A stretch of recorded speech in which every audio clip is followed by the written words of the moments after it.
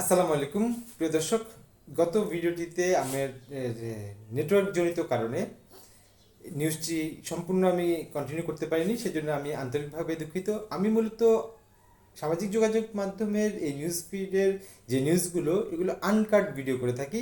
এক্ষেত্রে আমার অনেক ভুল হয়ে থাকে, কথা অনেক বেঁচে যায়, সেটার জন্য আমি দুঃখিত। যে নিউজটিতে আমি যথেষ্ট করতে গিয়ে আমি নিউজটি কমেন্টস করতে গিয়ে আমি হিমশিমে পড়ে গেছি। সেটা হলো, টেন্ডারের আগে সাইনবোর্ড ঝুলিয়ে মাছ বাজার দখল। চট্টগ্রাম সিটি কর্পোরেশনের চসিক একটি মাছ বাজারের টেন্ডার প্রক্রিয়া শুরু করেছে মাত্র, পত্রিকায় বিজ্ঞপ্তি প্রকাশ করেছে। এর আগেই নিশ্চিত দেখা যাচ্ছে যে এর আগেই এই বাজারটি দখল হয়ে গেছে এবং সেখানে মাছ বিক্রি শুরু হয়ে গেছে। তো এখানে দখল করেছে বিএনপির দুই নেতা। সুতরাং এটা নিয়ে যথেষ্ট ট্রল হয়েছে, যথেষ্ট নেগেটিভ কমেন্টস পড়েছে, যথেষ্ট বাজে কমেন্টস পড়েছে। বিষয়টি হচ্ছে যে বিএনপির দুই নেতা এই মাছ বাজারটি দখল করেছে এবং নিজেদের সাইনবোর্ড সম্বলিত ছবি অলরেডি ইয়েতে টাঙিয়ে দিয়েছে। এর ভিতরে দুইজন নেতার ভিতরে একজন হচ্ছে চট্টগ্রাম সিটির ১৯ নং ওয়ার্ডের সাবেক কাউন্সিলর ও মহানগর বিএনপির সাবেক উপদেষ্টা ইয়াসিন চৌধুরী আসু, ও আরেকজন হচ্ছে যে মহানগর বিএনপির যুগ্ম সাধারণ সম্পাদক ১৯ নং বিএনপির সভাপতি মোহাম্মদ নবাব খান। অর্থাৎ তারা একটি মাছের যে বাজারের টেন্ডার হবে, টেন্ডার ঘোষণা হয়েছে, ঘোষণা হওয়ার পর এখন কে টেন্ডার পাবে সেটা না হয়তো তারা অলরেডি ভোগ দখল করেছে। এতে এলাকায় যথেষ্ট বিরূপ মন্তব্য করেছে। এখানে কমেন্টসে যথেষ্ট ট্রল করা হয়েছে, যথেষ্ট নেগেটিভ কমেন্টস করেছে। এর ভিতরে একজন পজিটিভ কমেন্টস তেমন পাওয়া যায় না। এর ভিতরে একজন বলছে যে এই জন্যই বারবার নির্বাচন চাচ্ছেন, আর আরেকজন বলছে যে যে সে কি হলো, যে লাউ সে কদু, আগে করতো আওয়ামী লীগ এখন করতেছে বিএনপি। অর্থাৎ যথেষ্ট এটার বিরূপ মন্তব্য এসেছে। আরেকটি নিউজ যথেষ্ট দুঃখের সাথে জানা নিউজটি হচ্ছে যে রাজধানীতে পুলিশের সদস্যের ঝুলন্ত লাশ উদ্ধার। রাজধানীর যাত্রাবাড়ির দয়াগঞ্জে এক পুলিশ সদস্যের ঝুলন্ত লাশ উদ্ধার করা হয়েছে। মোহাম্মদ মোহাম্মদ হুসেন, ৪০ বছর বয়সী, ঢাকা মেট্রোপলিটন পুলিশের ডিএমপির যানবাহন শাখার কর্মরত ছিলেন। যিনি আসলে বিষয়টি বিস্তারিত নিউজটিতে প্রকাশ করতে পারেনি, তবে প্রত্যেকটা মৃত্যু কাম্য নয়, এটার জন্য সত্যি দুঃখজনক। বিশ্ববাজারে পাম অয়েলের তেলের দাম কমেছে ১০%। এই নিউজটিতে যথেষ্ট হাহারিয়ে পড়েছে, অনেকে খুশি হয়েছে, কিন্তু অনেকে দুঃখজনক কথা বলছে যে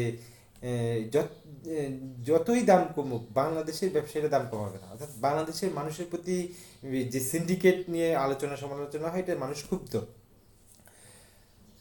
আরেকটি নিউজ যথেষ্ট আলোচিত সমালোচিত হয়েছে, যথেষ্ট রিয়েক্ট পড়েছে। অন্তত 50টি রাজনৈতিক দল ডিসেম্বরের আগেই ভোট চায় বলেছেন বিএনপি স্থায়ী কমিটির সদস্য আমির খসরু চৌধুরী। সুতরাং এই নিউজটিতে যথেষ্ট ট্রল হয়েছে। আমির খসরু চৌধুরী বলেছেন অন্তত 50টি রাজনৈতিক দল ডিসেম্বরের ভিতরে ভোট চায়। তবে এর ভিতরে পজিটিভ কমেন্টস হচ্ছে যে হ্যাঁ, অবশ্যই নির্বাচন দরকার, দেশের যে আইন শৃঙ্খলা বাহিনী যে দেশে যেভাবে হত্যা হচ্ছে, এতে অবশ্যই নির্বাচন দরকার, সঠিক বলেছেন লিডার। এর ভিতরে নেগেটিভ কমেন্টস করার ক্ষেত্রে একজন বলছে যে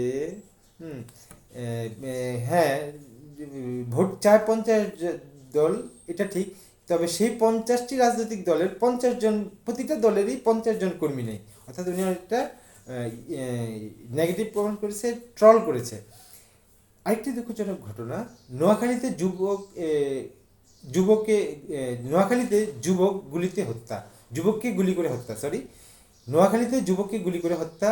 নোয়াখালীর বেগমগঞ্জে মোহাম্মদ শাকিল নামে এক যুবককে গুলি করে হত্যা করা হচ্ছে সন্ত্রাসীরা। আসলে এই ধরনের হত্যা আসলে কাম্য নয়, এভাবে হত্যা হচ্ছে। আমি নিউজ পড়ার ক্ষেত্রে দেখি যে প্রচুর হত্যার খবর পাচ্ছি। আরেকটি নিউজ, এটা যথেষ্ট আলোচিত হয়েছে, এটা নিয়ে যথেষ্ট লাভ রিয়েক্ট করেছে এবং এটা ক্ষেত্রে বলছে সঠিক বলেছেন। সেটা হলো যে করিডোর দেওয়ার সিদ্ধান্তের আগে দলগুলোর সঙ্গে আলোচনা করা উচিত ছিল। মহাসচিব মির্জা ফখরুল ইসলাম আলমগীর, বিএনপির মহাসচিব মির্জা ফখরুল ইসলাম আলমগীর বলেছেন করিডোর যে দেওয়া হয়েছে সে সিদ্ধান্তের আগে দলগুলোর সাথে আলোচনা করা উচিত ছিল রাখাইনের জন্য মানবিক করিডোর দেওয়ার সিদ্ধান্ত আগে অন্তত অন্তর্বর্তী সরকারের উচিত ছিল বাংলাদেশের রাজনৈতিক দলগুলোর সঙ্গে আলোচনা করে এটার সঙ্গে দেশের স্বাধীনতা সার্বভৌমত্ব ও শান্তির ব্যবস্থা জড়িত। 28শে এপ্রিল ঠাকুরগাঁয়ে তিনি এই কথাটি বলেছেন। এটাতে যথেষ্ট লাভ রিয়েক্ট পড়েছে, যথেষ্ট পজিটিভ কমেন্টস পড়েছে। এখানে নেগেটিভ কমেন্টস 100টার ভিতরে অন্তত 8-10টা হয়তো বা নেগেটিভ কমেন্টস হবে। তো সব মিলে এই ছিল এখনকার মতো নিউজ কমেন্টস, পাল্টা কমেন্টস। দর্শক আপনারা আমার এই কমেন্টস পড়ার ক্ষেত্রে যদি কোনো ভুল করে থাকি আমাকে ক্ষমা সুন্দর দৃষ্টিতে দেখবেন। আমি আনকাট ভিডিও করাতে অনেক সময় ভিডিওতে কথা শ্রুতিমধুর হয় না, অনেক ভুল থাকে আমার, কারণ আমি কোনো সাংবাদিক নই। আমি এই নিউজ ফিডগুলো দেখে আমার যে কমেন্টস, পাল্টা কমেন্টস, এটা আপনাদের সামনে মূল্যায়ন করার উপস্থাপন করার উদ্দেশ্য হচ্ছে যে আপনারা আসলে কি মনে করেন সেটা আমাকে জানাবেন। ধন্যবাদ। আসসালামু আলাইকুম। আল্লাহ হাফেজ।